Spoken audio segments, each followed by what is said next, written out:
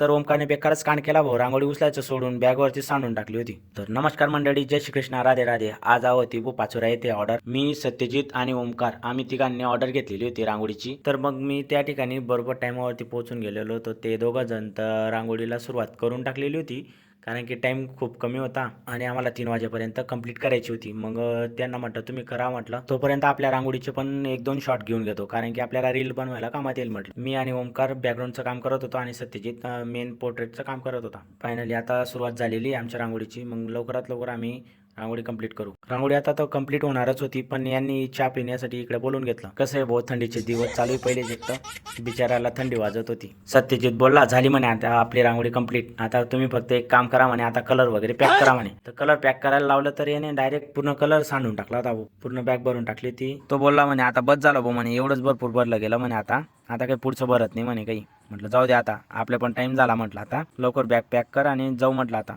चला तर मग एक रांगोळीची झलक बघून घ्या आणि फॉलो आणि सबस्क्राईब करायला विसरू नका.